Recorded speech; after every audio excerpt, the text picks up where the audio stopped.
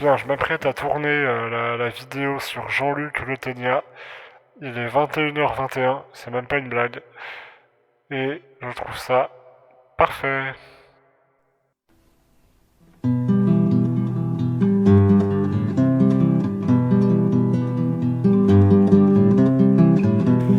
Jean-Luc Le Ténia, c'est 1000 chansons composées en une quinzaine d'années. Un gars considéré comme le meilleur chanteur de France par certains journalistes. Des chansons mélancoliques qui ne laissent pas indifférent. Mais quand on écoute attentivement toute sa discographie dans l'ordre chronologique des sorties, on se rend compte que Le Ténia n'était pas un simple chanteur, mais quelqu'un de très peu fréquentable et même dangereux pour lui-même ou pour les autres. Laissez-moi vous raconter l'histoire et la descente aux enfers de Jean-Luc Le Ténia.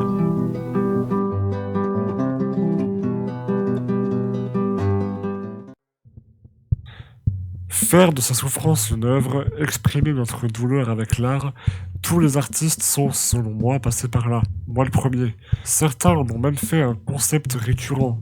Mais quand on va trop loin dans la confession, on peut parfois, malgré nous, dévoiler des choses ou avouer des actes que l'on aurait préféré garder sous silence. De jeune guitariste à prédateur incel, comment une figure d'apparence aussi innocente et intentionnée peut-elle cacher d'horribles secrets? C'est le cas de Jean-Luc Le Ténia qui nous donnera la réponse.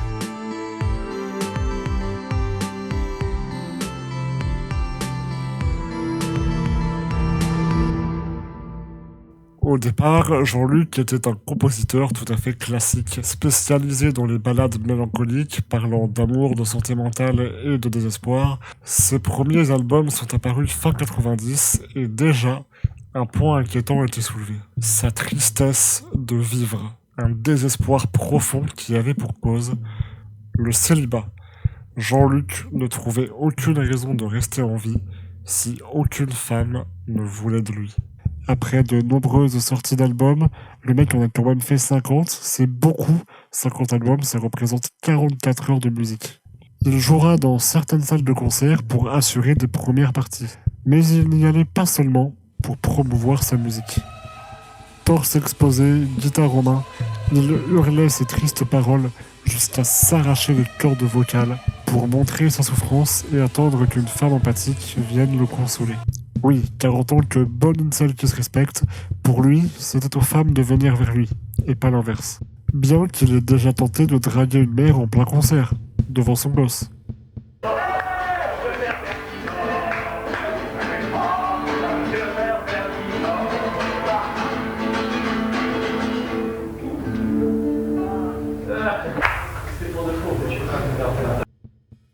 C'est là la raison de pourquoi je fais une vidéo sur lui aujourd'hui. Jean-Luc était vu comme un artiste sensible et solitaire, et c'était vrai au départ. Considéré comme le meilleur chanteur de France par Didier Vampas, relayé par des journalistes. D'ailleurs, ce soir-là, il a fêté ça, tout seul. Et une fois bourré dans son salon, il a fait ça. Ouais, c'est moi Jean-Luc Le Ténia, le meilleur chanteur français du monde. Ouais, allez vous chanter. Allez vous chanter ailleurs.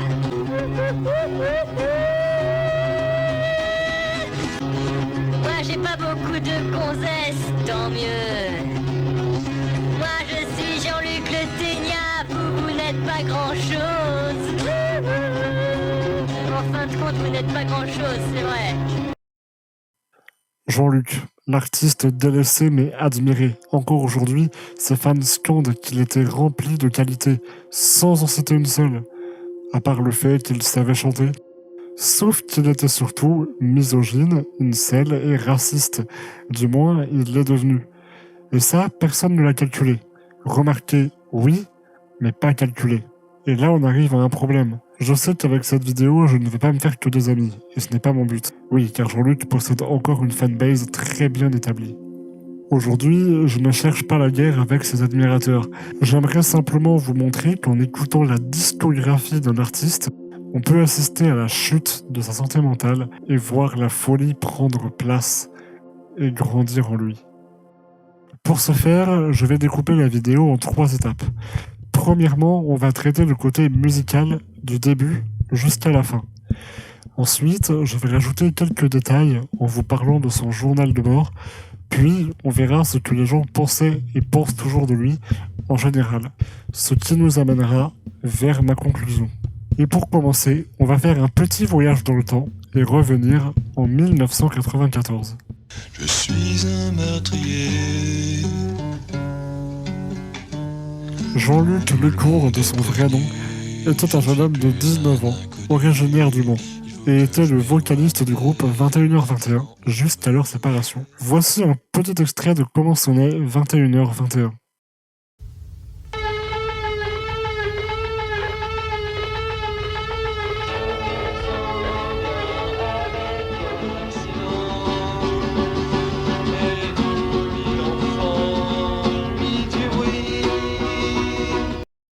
Jean-Luc a par la suite récupéré le nom de 21h21 comme son pseudo d'artiste solo. Il commençait à poster des albums réédités avec dedans des canulars téléphoniques qu'il enregistrait sur un dictaphone. La Colimba, bonsoir. Bonsoir, je voudrais savoir quelques petits renseignements là, à propos de ce soir à la Colimba, comment ça se passe, est-ce qu'il y a de la meuf? Oui. De la belle?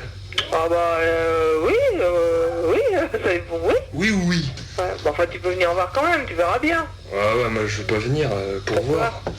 Je viens pour toucher moi. Ah tu viens pour toucher? Ah ouais. Je viens pour baiser de la meuf. J'ai 22 ans et je peux te dire, les filles de 30 ans elles adorent quoi. Ah bon? Ah ouais. Putain, comment je les nique. Ah ok. Ah bah non, t'as un sacré loustic toi.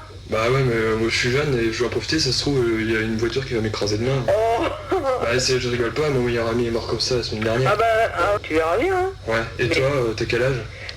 Moi j'ai quel âge? Ouais. Ah moi j'ai 38 ans. C'est vrai? Oui. Putain, tu dois être archi bonne à cet âge-là. T'es bien roulé? Bah je sais pas, ouais. T'es blonde?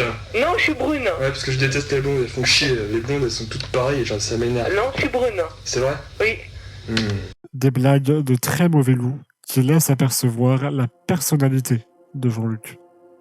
En 97, alors que le groupe est séparé pour de bon, il trouve un emploi à la médiathèque du Mans et s'installe avec une certaine Véronique, qui sera sa dernière vraie compagne. Mais ça, il l'ignore. Et ce nouveau démarrage va lui donner de l'inspiration. Il va se mettre à travailler sur 3 albums en même temps, jusqu'à ce jour d'août 1999, où c'est la rupture. Il jette Véronique de chez lui, et à partir de cet instant, la vie de Jean-Luc, déjà peu mature, va peu à peu basculer dans l'horreur, le transformant lentement en un homme dangereux. Quelques jours plus tard, après un concert des Vampas, il a donné une cassette contenant une liste de ses propres chansons au leader du groupe. Le style peu commun lui a plu. Jean-Luc était lancé. Dès le début, on pouvait remarquer qu'il avait une très mauvaise image de lui-même. Dans une de ses chansons, il se qualifiait comme étant un ténia. Un ténia, c'est cette petite bête adorable qui n'est autre qu'un ver solitaire. Cette chanson inspirera le groupe Les Vampas qui en fera sa propre version, ce qui mènera Jean-Luc à choisir son nom d'artiste désormais connu, Jean-Luc Le Ténia. Jean-Luc Le Ténia, la la la la la. Jean-Luc Le Ténia, la la la la la.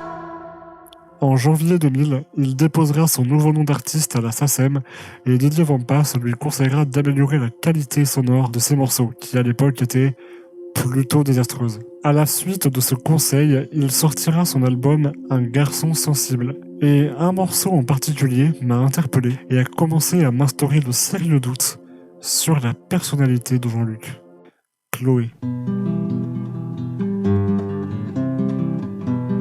Cette chanson aux allures innocentes parle indirectement de Nathalie Dalin, une écrivaine qui utilisait pour pseudo Chloé Delhomme. Elle apparaît d'ailleurs en featuring sur la chanson Duo. Jean-Luc l'aurait lourdement draguée avant qu'elle ne coupe les ponts avec lui, le poussant à écrire cette chanson aux paroles plutôt creepy. Me parle de toi, je parle de toi, tout le monde, Chloé, car je suis amoureux de toi. Si j'ai bien compris, il lui aurait envoyé un strip où ils dansaient ensemble avant de s'embrasser, ce qui n'a pas du tout plu à Chloé. Tiens d'ailleurs, c'est marrant cette obsession pour une femme. Il l'a pas aussi montré dans Camille. Mon cœur bat la chamade.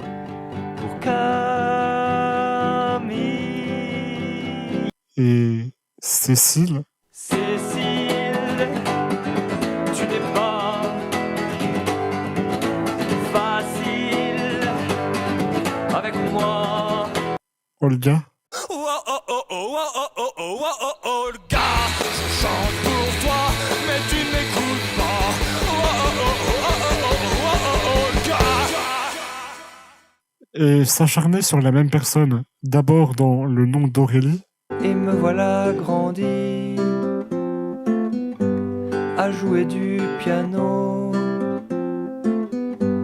pour la belle Aurélie. puis cette même Aurélie revient dans les paroles de Go to University. Every day at the library, I'm waiting for Aurélie. Go to university, go to university. Attends, University en anglais, ça ne signifie pas l'université comme on a en France, mais la période similaire à celle du collège. Et dans le morceau, il l'observe étudier à travers les vitres de l'établissement. Est-ce qu'il stalk une collégienne là? Je rappelle qu'il parlait de ses fantasmes, mais aussi de ses vraies actions. Dans tous les cas, c'est problématique. Et dans ce cas, on peut aussi parler du morceau La Surdouée. Et tu regardais dans la cour de récré Jean-Luc Lecourt qui se tenait droit 10 ans plus tard. Tu l'as recroisé, il pliait le dos, regardait le sol, il n'était plus rien. Et toi tu pleurais. Pour résumer, au lycée, il était en crush sur une fille qu'il ignorait. 2 ans plus tard, elle l'a croisé quand il n'allait pas bien, et lui s'est imaginé qu'elle a pleuré en réalisant que si elle lui avait donné son cul, tout aurait été pour le mieux. J'aime de moins en moins ce qui se passe, et normalement vous non plus. Mais putain, on est tellement qu'au début. Par la suite, il sortira sous 2 clips différents la chanson « Rêves-tu de nous deux ?» qui pour moi est la dernière bonne chanson avant la chute.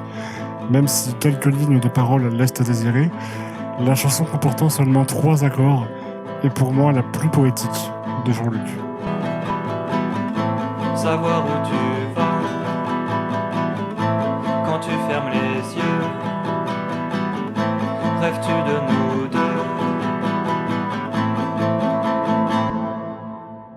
Bien, maintenant, on va passer aux choses sérieuses.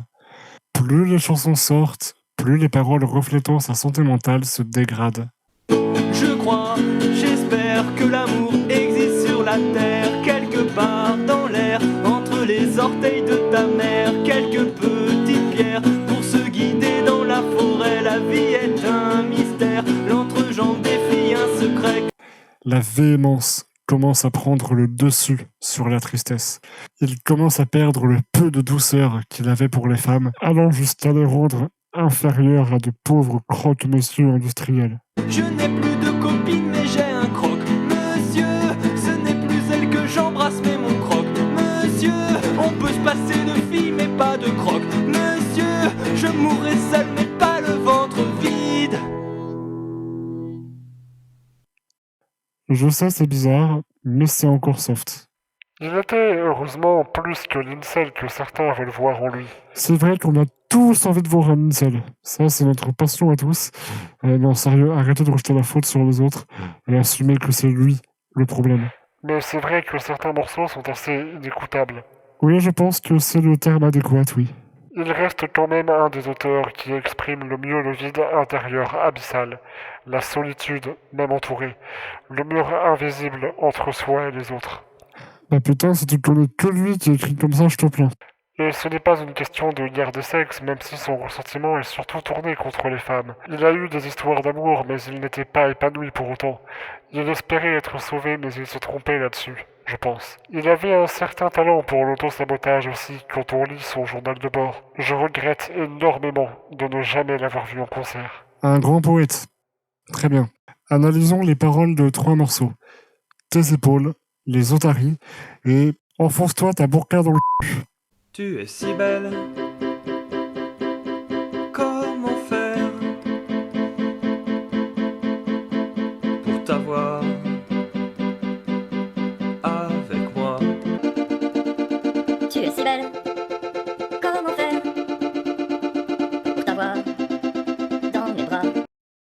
Bon, dès le départ, ça ne rime pas et le mec se répète. Cette nuit, je voudrais te recouvrir. Oui, là, clairement, si on traduit « Je vais te droguer et t'immobiliser pour te baiser toute la journée. » Je voudrais te découvrir, voir tes jambes J'ai peur. s'ouvrir. Rendez-vous compte à quel point c'est malsain. Regardez, il suffit de changer une lettre et... Voir tes jambes s'ouvrir. Please. Please. Please.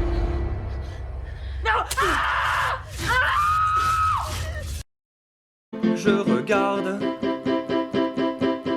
tes épaules, elles sont nues. Sérieusement, on dirait que c'est écrit par un mec de 14 ans. Elle se plie. Tes épaules se plient. C'est possible ça ou... Je voudrais les embrasser, mais mes lèvres restent muettes. Être muet par définition, ça veut dire que tu es dans l'incapacité de parler, pas d'embrasser. Embrasser exprime l'amour ressenti pour un tiers. Être muet empêche de parler et donc de s'exprimer. T'es qui toi? Une des personnes dans ta tête. Mon boulot, c'est de te rendre parano en te disant ce que certains viewers pourraient dire. Mais du coup, si t'es dans ma tête, je peux te contrôler, non? Ouais. Bah, du coup, ta gueule. T'es mignon. Ouais, sûrement. Passons au morceau Les Otaries. Dans quel état je suis aujourd'hui? Reverrai-je un jour Anne-Sophie?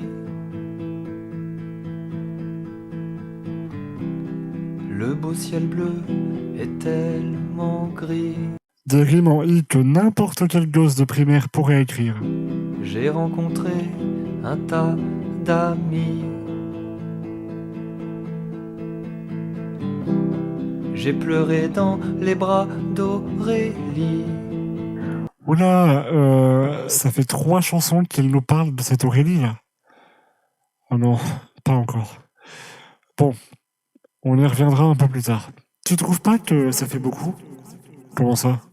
Bah, Chloé, Claire, Anne-Sophie, Mirabelle, Cécile, Olga, sa dernière admiratrice, Aurélie, un tas d'amis, sa photographe, ses producteurs, son attaché de presse. Le mec se disait seul? Oui. Amoureusement, il était seul. Ses fans parlent de solitude en général. Hein. Ses fans analysent et théorisent, comme n'importe qui avec n'importe quoi. Ce que je suis en train de faire là d'ailleurs. J'ai du mal à percevoir où tu veux en venir là. Et voici les paroles de Enfonce-toi ta burqa dans le c***. Pardon, c'est le vrai titre. Intégriste, islamiste, de merde. Le peuple est con. Il fait toujours ce qu'on lui dit de faire.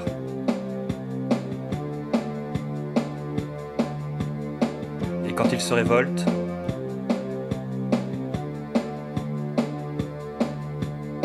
c'est parce qu'on lui a dit de le faire. Jean-Luc Le Ténia.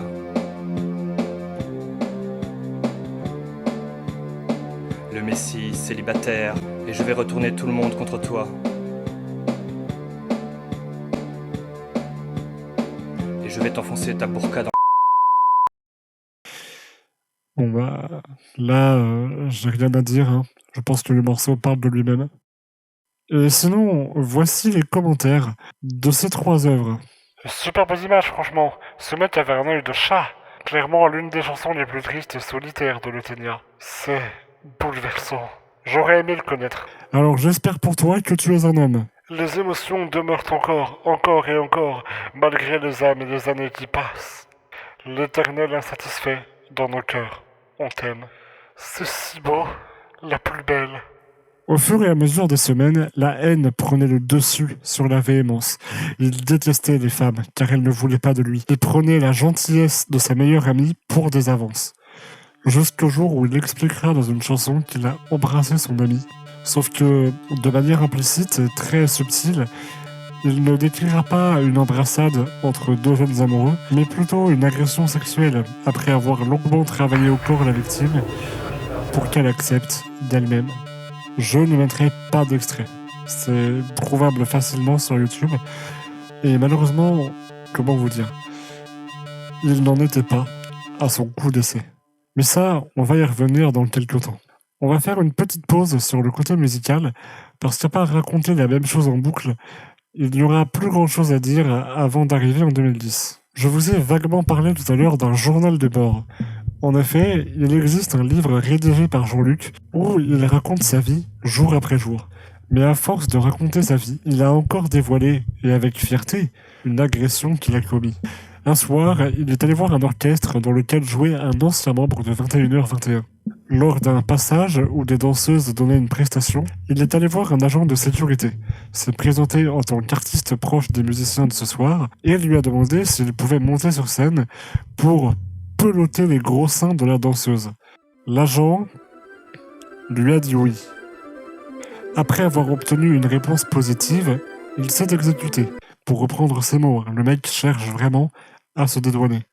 Il est monté sur scène, s'est positionné derrière la danseuse en pleine performance et lui a empoigné la poitrine des deux mains. Elle s'est retournée puis il a giflé et, en état de choc, a quitté la scène pour aller s'asseoir. Jean-Luc a quitté la scène en ricanant, tout fier de lui.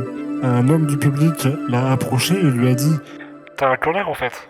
Jean-Luc a rétorqué par « Oui, j'en suis un », avant de lui mettre une droite. Et là, on va arriver au point de non-retour, car la haine a disparu. La véhémence aussi. Elles ont été remplacées par la folie pure, la paranoïa et la détresse. Je dis détresse pour parler de la maladie, mais gardez en tête que Jean-Luc n'était pas la victime de l'histoire, surtout pour ce qui va suivre. Car ce n'est pas la dernière agression, non. Là, on arrive à quelque chose d'encore plus inquiétant. Quelques temps plus tard, il va créer un compte Flickr. Pour ceux qui ne connaîtraient pas ce qu'est Flickr, Flickr est une plateforme qui propose aux photographes de poster leur travail pour tout simplement trouver des avis ou pour commencer un peu à se faire connaître. Mais son profil, lui, n'était pas du tout artistique. À la base, c'était un profil que n'importe quel être humain aurait pu créer. Seulement, très vite, des anomalies sont apparues dessus. Quelque chose qui nous laissait également entrevoir la déchéance psychologique. Si au départ de simples photos entre amis ou de paysages étaient postées, par la suite ce sont des photos plus inquiétantes qui ont été postées, comme un oiseau en pleine décomposition, ayant d'ailleurs servi pour un de ses clips. Pour des raisons évidentes de censure avec YouTube, je ne mettrai pas de photos non censurées, mais bon, vous voyez l'idée. Son compte regorge également de photos dégueulasses que je vais vous épargner, rassurez-vous, montrant l'intérieur de sa magnifique bouche, ou encore des photos de lui accroupi en slip. Je vois pas bien l'intérêt, mais ça existe. Rappelez-vous qu'au départ, on parlait quand même d'une certaine misogynie de la part de Jean-Luc Le Ténia, qui se plaignait d'être tout le temps célibataire. Eh bien, quand on regarde son compte Flickr, on peut voir que ce fait devenait une obsession chez lui, notamment avec cette image. Un humour un peu lourd pour certaines personnes, mais quand on connaît tout le contexte autour, c'est tout de suite bien plus sombre. On continue de se traîner de magnifiques photos avec des tags incroyables. Puis là, on va arriver au point de non-retour. Tous les gens qui le défendent en disant que tout ce qu'il faisait était peut-être immoral, mais légal, là, ne pourront plus le défendre. Le 18 juillet 2010, il a posté une série de photos prises le 11 juillet 2008 que je vais devoir censurer pour plusieurs raisons évidentes. Mais sachez que la photo elle-même sur son profil est postée sans aucune censure. Photo que voici.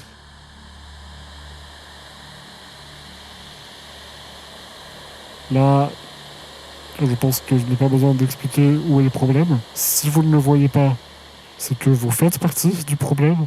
Prendre des gens en photo à leur insu dans ce genre de situation, quand on connaît en plus la mentalité du personnage, là ce n'est plus juste une histoire de musicien qui écrit des morceaux sur des meufs dont il est obsédé. Là, ça devient concret, ça devient inquiétant. Et le pire dans tout ça, c'est que des gens continuent de le défendre. J'avais parlé avec certaines personnes. Je suis un des seuls à avoir trouvé le compte Flick Air, ou du moins en avoir parlé sur les forums qui lui sont dédiés, parce que oui, ça existe. Et plein de gens disent que ce n'est pas lui, ce sont des comptes fake, etc., etc., la fameuse. Si ce sont des comptes fake, expliquez-moi comment ils peuvent avoir des photos prises lors des tournages, enfin, entre gros guillemets, tournage des clips de Jean-Luc. Comment est-ce qu'ils peuvent avoir des photos inédites de Jean-Luc chez lui? On a bel et bien la preuve que ce compte est de lui. D'autant plus que le compte a été localisé au Mans. C'était bel et bien lui derrière le compte. Là, plus rien ne peut le défendre. Mais on peut encore s'enfoncer. Je vais pas durer des heures dessus parce que sinon on peut vraiment tourner pendant des jours et des jours. Mais voici le genre de chanson qu'il faisait. Même Le Pen a une femme, mais moi je n'en ai même. Bruno Maigret a une femme, mais moi je n'en ai même. N'importe quel paillasson a une femme, mais moi je n'en ai. Tous les méchants garçons ont une femme, mais moi je n'en ai. Tous les donneurs de leçons ont une femme, mais moi je n'en ai même. Non, je n'en ai pas. Non, je n'en ai pas.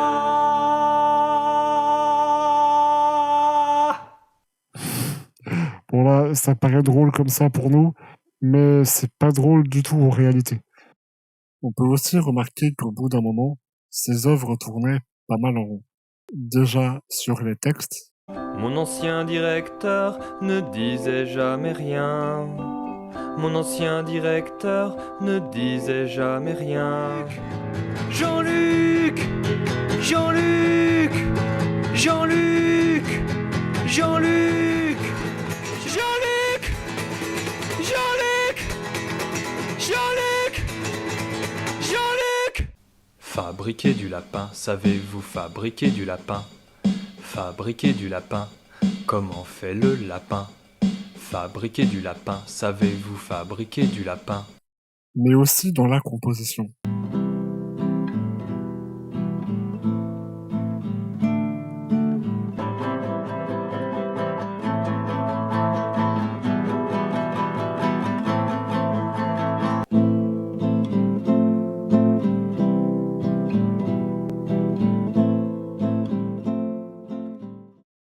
Pas très inspiré tout ça.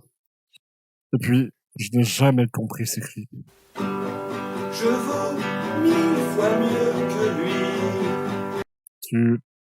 T'es en contre-jour là. Je ne veux pas de maison, je ne veux pas voyager, je ne veux pas d'enfant, je ne veux pas me marier. Se filmer en train de manger torse nu n'est pas artistique. Et mon Dieu, mais si tu t'y prends de cette manière, avec cet entrain, ce visage, ce point de vue, c'est normal qu'elle ne veuille pas de toi. Hein. C'est mature, ça, dis donc. Bien constructif. Non, franchement, bravo l'artiste. Arrête, toi. T'as que ça à dire. C'est à toi qu'on devrait demander. Tu tournes pas mal en rond, toi aussi. Je développe des points de vue que personne n'a traités ni calculés avant. Il y a peut-être une raison. Celle que les gens s'en foutent de soutenir des agresseurs. C'est tout ce que tu trouves à dire. Ouais. Va te faire foutre.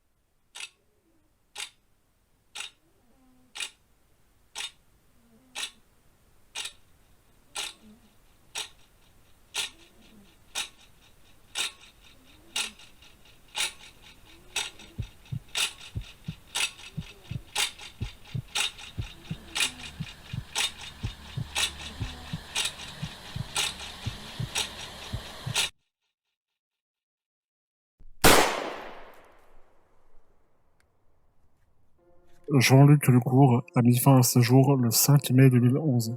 Mais Jean-Luc Le Ténia, lui, continue de vivre, notamment sur Internet où l'entièreté de ses œuvres reste disponible gratuitement. Dans les mémoires de ses fans, dans son journal de bord, pour ne pas dire intime, édité par Tony Papin. Mais il laisse aussi des marques indélébiles dans les souvenirs des femmes qu'il a harcelées, provoquées, agressées, les lycéennes qu'il mettait à la FNAC, la fille de 15 ans fan de lui dont il a eu un coup de foudre. 15 ans, les hommes qu'il n'hésitait pas à frapper s'ils intervenaient lorsqu'il agressait sexuellement une femme. Personnellement, je n'éprouve aucune forme de respect envers un être vivant commettant ce genre d'atrocité. Alors ma question est la suivante. Est-ce que la mort ou le soi-disant talent nous rend excusables?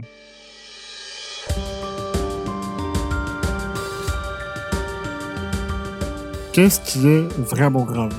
Personnellement, ce qui m'a marqué et choqué en découvrant cette histoire, c'est de voir à quel point les gens se foutent que quelqu'un soit moralement et éthiquement répréhensible s'il a du talent. J'ai vu plein de gens parfaitement au courant de ses actes, mais comme à 15 ans il tripait sur ses textes, il continue aujourd'hui de l'admirer et de se dire fan du Ténia. Et même ses proches. Chloé Delhomme, dont je parlais en début de vidéo, eh bien on apprend dans le journal de bord de Jean-Luc qu'elle a renoué avec lui plus tard. C'était une de ses victimes d'harcèlement. Vous voyez l'emprise qu'on peut avoir sur les gens.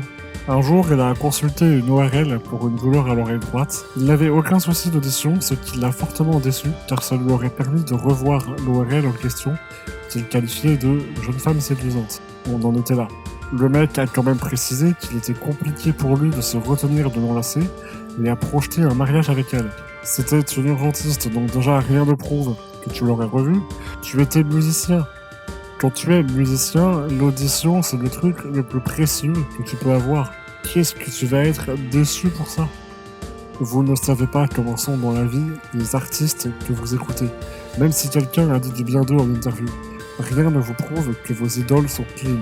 On a eu beaucoup de déceptions ces dernières années et ce n'est malheureusement pas prêt de s'arrêter.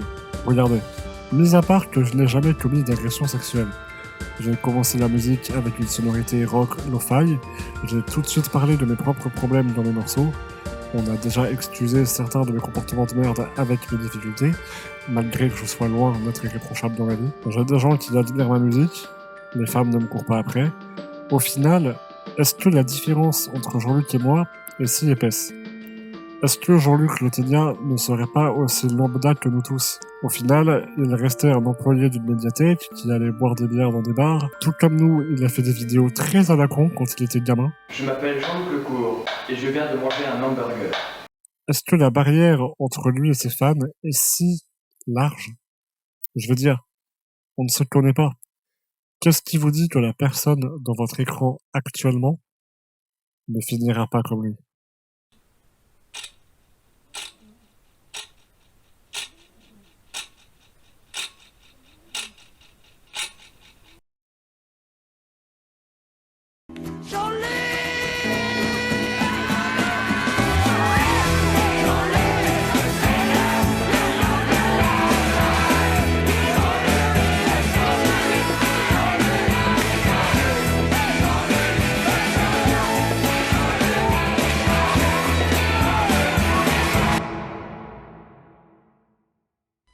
Moi aussi, j'y pense tous les jours.